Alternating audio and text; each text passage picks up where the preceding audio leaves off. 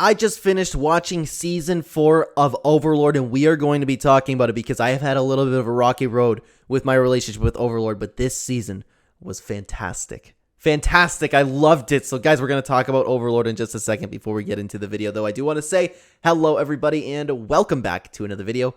If you are new here, my name is Kyle. I'm your guy with too many YouTube channels. Let's talk about Overlord. So if you happen to be watching this video, guys, I did not really like Overlord that much. It was good enough where I wanted to continue watching it, but nothing about it stood out. I find myself not interested in certain things, but interested in other things. This season completely turned it around for me.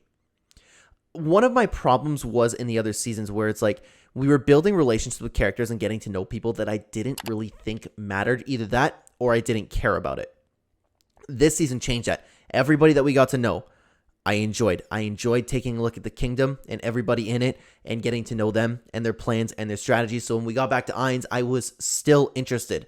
The other seasons, I was like, oh my god, okay, when are we going to go back to Ainz? Because Ainz was where I was really, really interested. And there was a lot of character building this time around. Everybody kind of had their moment to shine. I really don't have too much to say about the beginning episodes because it was more like, okay, we're going to go here. We're going to have a little battle. We're going to recruit somebody. And there's kind of like setting the stage for that grand battle at the end. And oh my god, was that cool. Ainz was awesome. Before the battle, we saw the guy in the red suit. I thought that was going to be somebody that Ainz was looking for, but it turns out obviously not.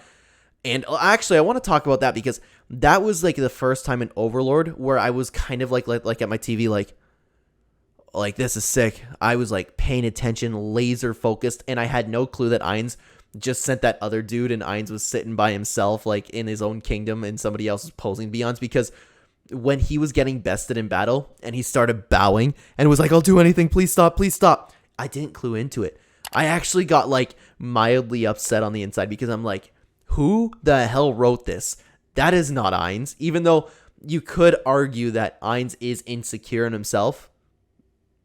Maybe if he's pushed to his limit, he could do that because Ainz is essentially role-playing the character that he is. You know what I mean? He's not actually some really, really big ruler. He's just a normal guy. And I don't know if would you consider him smart?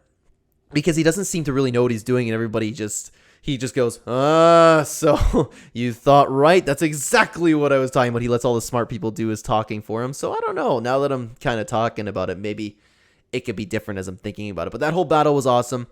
Moving forward, though, and the thing that absolutely captivated me, absolutely, was that a whole feeling of when they finally stormed the kingdom, when he met with the king's, I believe it was the king's son, when he met and they were talking and everything. But since that, they spread apart. Ainz was like, I'm going to attack anyways. And this is where you kind of have the Breaking Bad syndrome. Because that particular part, and especially once the series ended, I was sitting here and wondering whether or not Ainz is actually a good guy. And I never really thought about it the entire time that I was watching it. Is Ainz a good person? Is Ainz doing the right thing? We see Ainz really caring for the people around him and like really showing affection, really showing love. And he's like restrained himself from like unnecessary damage, but that's all changed. You know what I mean? He's conquering, and it's not like it seems like he doesn't want to, but he's going through with it anyways. The whole thing summed up was he didn't want to disappoint his family. He wanted to do whatever makes him love, and they would love to conquer the whole world. That's kind of what I got from it. I know he like said that in some kind of way, but of course I'm paraphrasing when I say that. It was just a really, really good part, and it's like I said with the Breaking Bad syndrome, I found myself questioning whether or not I should root for Ainz, which was awesome, and that is awesome character development. And by the end of it, I guess I have to root against Ainz because, like, what the hell was that? That poor Clen dude. Oh my god. But Ainz was going through, just taking care of everybody, and like the whole dark atmosphere was just something else. Also, I really liked Albedo in this season. I know I'm backtracking a little bit, but I was thinking about what they did before they actually stormed that, what you call it, the capital or the kingdom, whatever it's called. Before they stormed it, Albedo was like had some really cool fight scenes, and she was actually not just sitting back and taking notes. I really, really liked her in this season. But they had that whole problem with the princess and Clen. They had their whole little adventure there where they were like, oh my god, we have to survive, come back to me. There's not too much to say about that, but when he eventually got back to the princess, and the nice touch there that I didn't notice until I was watching a couple things after on Overlord was those weird ice ladies at the door were like, okay, you can enter. You are the last human.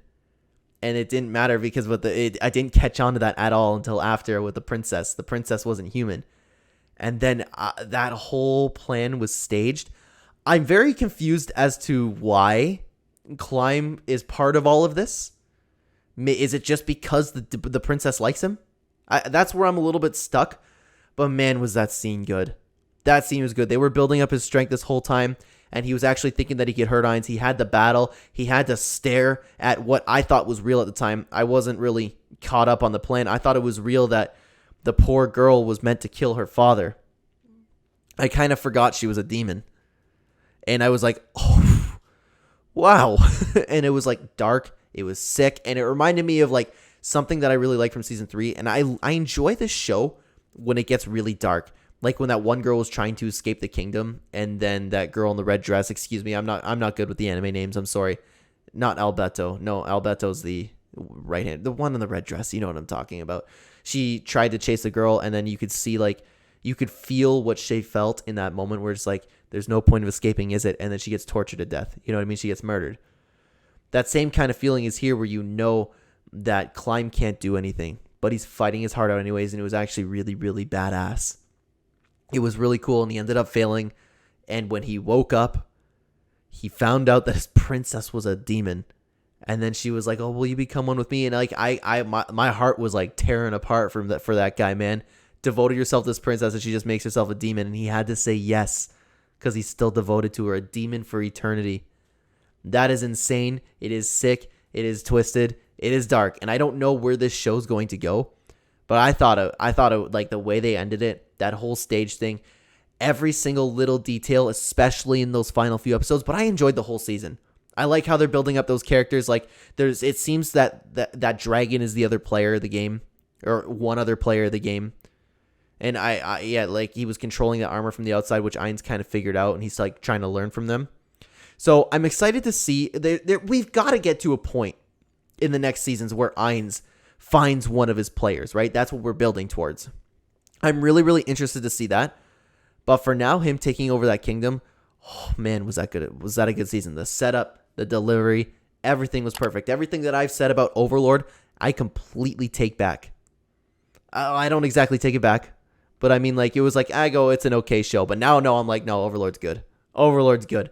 That was really well done. And the ending left me like, oh my God, that's how I felt about it. You know what I mean? Oh my God, what the hell just happened? And it was like in a good way, because I was thinking, I was really sad for Clen. Really, really sad. And it's really awesome when a show can do that. Overlord did that perfectly. I cannot wait to see where they go next season, guys. What did you think about Overlord Season 4? What do you think about the whole show so far?